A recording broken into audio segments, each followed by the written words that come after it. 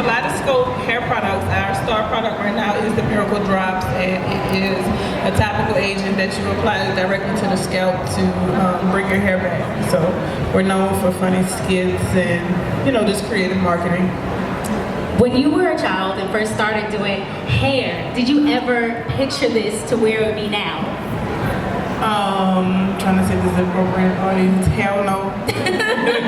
No, not at all. I didn't see none of this. Okay, but you were passionate about hair though? Yeah, I was passionate about hair. I became a hairstylist. I didn't see my reach being as far as it is.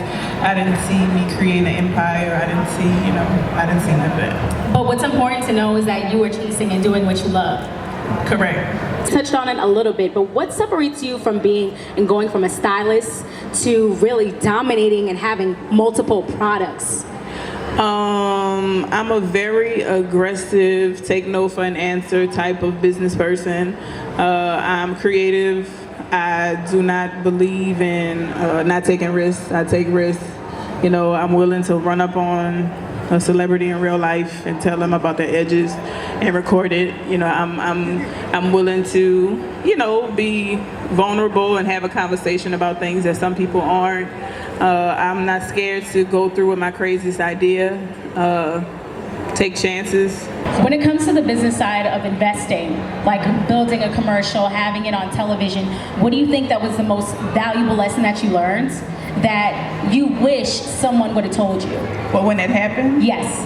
Wording, like proper wording, things that you can and cannot say. Like when it comes to a hair growth product, if it's something that's promising something, it has to be passed through the FDA, and you have to go through all kind of different regulations, as opposed to saying stimulating hair growth. You know what I'm saying? It's just small words. But I learned that. Had to change stuff on the website and just a lot of different things. Now you learned that, but you took that, ran with it, went to YouTube. That was actually a small thing. Like that was because I did an infomercial because we did a lot of creative marketing on social media. That's why I make the bulk of my money on social media.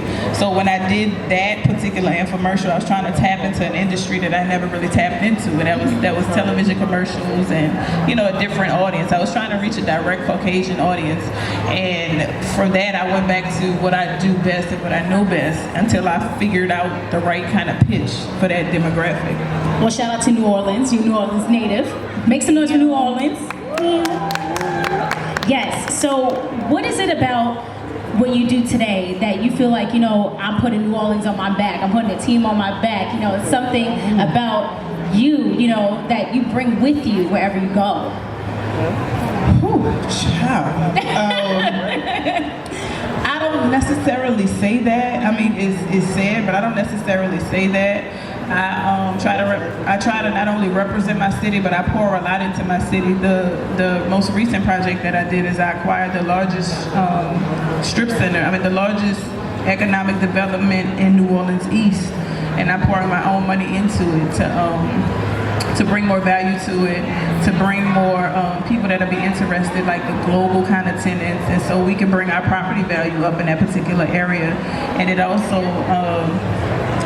gets the police involved as far as combating the crime better, and so that's my most recent project. I feel like that's something that we're seeing a lot of in 2019. The fact that you're seeing Black people, you're seeing ownership, you're seeing real estate, and that's something you got a chance to tap into. And what was the seed that was planted for you to say, you know what, maybe this is something I should think about investing in? My CPA/CFO told me that I needed to spend about $600,000, or I would have to give it to the IRS for tax purposes. So I wanted to keep my money, so I put it into some property. Now, that was the first things that I tried to get into. Now, congratulations on all your success. But first of all, I don't have that type of money yet. Okay? Does anybody else not have that type of money yet? We can be honest, right? Yeah. Okay, thank you for my honest people that raise their hands. Now, what we do have money for, though, that we see all the time are our TLs, social media. Oh, yes. We're able to afford social media ads. We post for free. A lot of stuff we do for free where there could be a coin attached to it.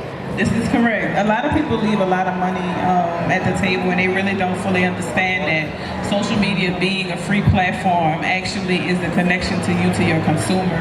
And social media has now made a level playing field for the average person to stand up next to a multi-million-dollar or billion-dollar company. I mean, you have to look at a lot of the entrepreneurs that are out there really making money. You know, I myself was able to witness it with my life, but then I have a wealth of friends that are doing the same thing. And it's not like we went to no shade to college or anything, but it's not like we went to college to learn these things. It's actually just getting on social media, activating, being creative, being consistent, and not being scared about going after what you want. Now, how did you learn the balance of actually learning social media? Because there was a time when there wasn't social media. You know, now we're seeing heighten it even more. It's skyrocketing. So was there a time where you said, you know what, I think I want to take advantage of this. Maybe I see something that someone else doesn't see at the time, and really take advantage of that momentum? When I did my grand opening in July of 2014, I introduced hair products, and then in the grand opening, I hired some influencers to be present. And when I did promotion with them, I saw how well that did, and I was like, well, if this did good for that, you know, I could take this same strategy and just do it more creatively and do it for anything that I want to get on there and sell. And I just was very aggressive about it. The very first campaign that we did was called the Edge Police, and I dressed up in Party City uniforms. It was real tacky, don't judge me. And we didn't have videographers or anything. We were recording from phones. But I brought light to a situation like hair loss that people, it's kind of frowned upon, but we kind of took some humor and tried to turn it so it becomes a conversation that you're comfortable with having. Now, first off, I want to ask how much, if you don't mind sharing, how much did you actually pay for people to share this on their platforms? Because I think we all want to be where you are and get close to it and create our own lanes. But when it comes to talking to people or actually asking them, would you mind promoting this? Would you mind some type of like a platform on their page and sharing this post? What is the ideal price range to begin with? It kind of depends. Like what I taught in my class on my tour was, if you have something that you can sell, why don't you find somebody, an influencer or somebody that has more followers than you that's actually interested in your product. It goes with their lifestyle, and offer them that for free in exchange for the promotion. Me personally, over the years, I probably spent over $1 million in promotion. But it was something in me hiring talent. Like I've spent, I think, almost 40, 50, 60 just on one person. And then we use multiple people. We'll have a campaign with somebody, like we'll have 6-figure campaigns with people. But it didn't start there, and I would never tell nobody to start there. I would tell them to start off, make a list of people, of influencers that you might want to work with, maybe 10,000, 20,000, 30,000, up to $1 million, and shoot them a DM. Offer them a service that you have for free. Offer them the product that you have for free, but make sure it makes sense. Like I get boutiques send me clothes all the time. I mean, it's almost like, okay, but then if a boutique sends me something that's more my lifestyle, that's more my speed, I have a pray through the process movement. So if it says something, I always say this: a Christian with colorful language. If somebody sent me a T-shirt that said Christian with colorful language, that's directly related to me and my brand. So I'm more prone to wear that, put it on my timeline, and tag you, as opposed to just a dress. Right. You see what I'm saying? Yeah. Now, how do you get in contact with these people? Because sometimes DMs don't always work. So what did you do? Because I've seen videos, you had Michael Blackson, Black China, Christina Milian, and more. How do you make sure that someone from your team or you directly gets a chance to speak to these people? It depends on the person. It depends on the person. Like, now that I have the blue check, that's what I say. Now I have the blue check, I send DMs all the time. Mm-hmm. Before, we actually had to hire agencies or hire a promoter that might have had a concert with the person and reach out and just pay a little money for us to get the contact information. But a lot of people checking DMs. Believe it or not, a lot of people don't mind talking to you. Like, it's just more like, hey, how you doing? I reach out to people all the time. I don't care who you are, how big you are, how small you are. I talk to people all the time. Now, that's just a touch of what people can get that you had on your Judy Dropping Knowledge tour. What else can people look forward to? Because you also have a KHP University. Correct. So what is that? KHP University is like a virtual online college that I have for entrepreneurs. I have a mentorship program. I also have a boot camp that I'm doing.